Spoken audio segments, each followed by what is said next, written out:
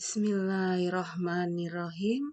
Assalamualaikum warahmatullahi wabarakatuh. Salam dan bahagia Ibu dan Bapak Guru. Selamat datang di aksi nyata topik kurikulum merdeka, mengapa kurikulum berubah, oleh Ani Suwarni, SPD SD, Guru SDN Pelem 2, Ngawi, Jawa Timur.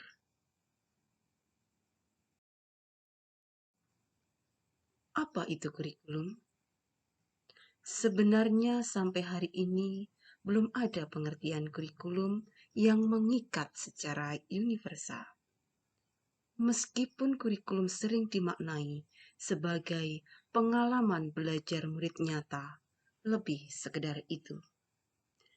Kurikulum itu kompleks dan multidimensi. Kurikulum juga diibaratkan jika jantungnya lemah, maka proses penyaluran darah tidak lancar dan bisa berakibat fatal. Rod Taylor dalam bukunya The Basic Principle of Curriculum, ada 4 komponen dalam kurikulum, yaitu 1. Tujuan, 2. Konten, 3. Metode, 4. Cara.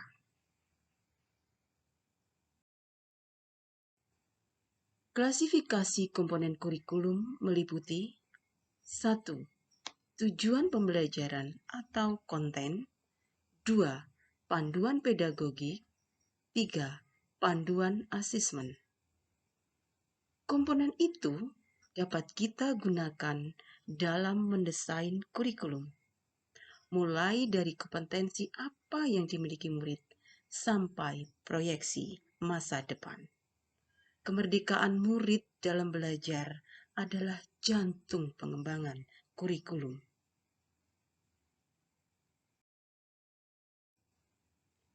Apa peran dan fungsi kurikulum?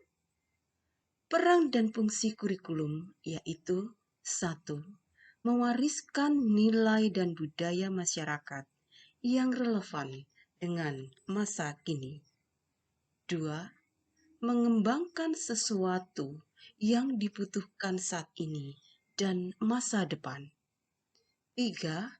Menilai dan memilih sesuatu yang relevan atau kontekstual sebagai kontrol sosial.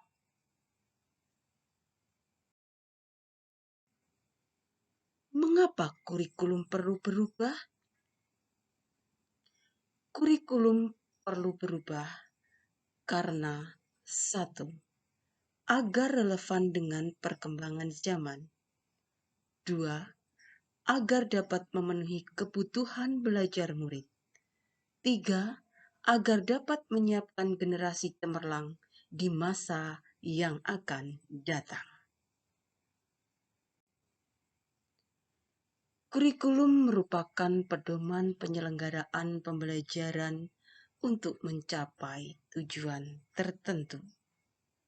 Kurikulum yang baik adalah kurikulum yang sesuai dengan zamannya, bersifat dinamis, dan terus dikembangkan dengan konteks dan karakteristik murid demi membangun kompetensi sesuai dengan kebutuhan mereka kini dan masa depan.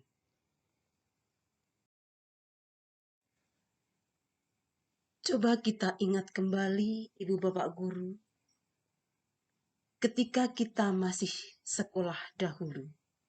Pendidikan zaman dahulu, pembelajaran biasanya hanya dibimbing dan dipandu oleh guru. Hanya menghafal dan mendengarkan ceramah dari guru. Sumber belajar pun hanya dari buku, koran, dan perpustakaan. Alat bantu pun masih menggunakan papan dan kapur. Berbeda dengan pendidikan zaman sekarang.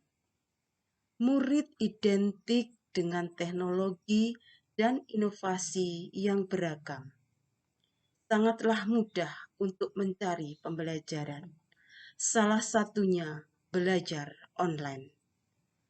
Untuk mendapatkan sumber belajar sangat banyak, seperti melalui tayangan video dan internet. Alat bantu pun melalui LCD proyektor.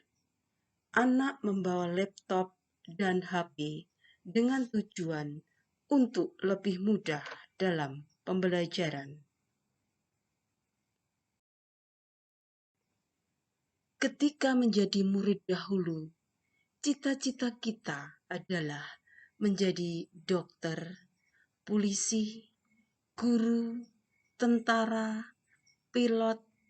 Tetapi sekarang ada murid bercita-cita menjadi YouTuber, konten kreator, ilustrator, animasi karakter kartun, programmer, dan lain-lain. Maka demi menuntut kodrat murid-murid kita, pembelajaran termasuk kurikulum yang kita selenggarakan juga harus terus-menerus menyesuaikan dengan kebutuhan murid. Sebagai guru, kita harus belajar terus untuk mengikuti dan memahami tren kehidupan murid yang tergolong generasi Z dan Alpha. Beberapa penyidik menyampaikan murid sekarang sulit dipisahkan dari media sosial. Dengan kondisi tersebut, dapat kita manfaatkan untuk tujuan pembelajaran. Misalnya, dengan meminta murid mengumpulkan tugas melalui aplikasi digital. Kata pepatah, butuh seluruh desa untuk membesarkan seorang anak. It takes a village to raise a child. Pepatah tersebut mengisyaratkan perlunya peran orang tua, masyarakat, dan sekolah untuk mewujudkan kurikulum yang berpihak pada murid. Dalam merancang kurikulum harus menempatkan 1. Kebutuhan, 2. Pendapat, 3. Pengalaman, 4. Hasil belajar, 5. Kepentingan murid. Sejatinya kurikulum dirancang untuk murid agar dapat mewujudkan seluruh kompetensi yang diharapkan kurikulum. Seluruh pihak harus terus berkolaborasi. Orang tua harus belajar memahami perkembangan dan kebutuhan murid. Pendidik harus terus belajar memfasilitasi pembelajaran yang sesuai. Pemerintah daerah dan pusat, serta semua yang bergerak dalam bidang pendidikan juga terus mengikuti perkembangan kebutuhan murid.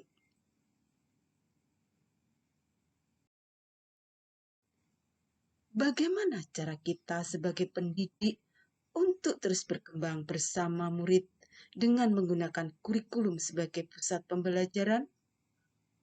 Mari kita tetap bersemangat menghadapi dan menjadi bagian perubahan ke arah yang lebih baik.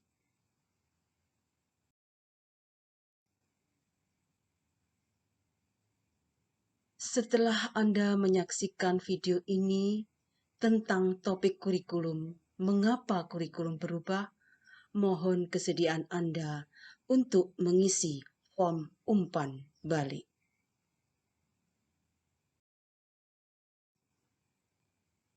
Terima kasih. Salam dan bahagia, Ibu dan Bapak Guru. Wassalamualaikum warahmatullahi wabarakatuh.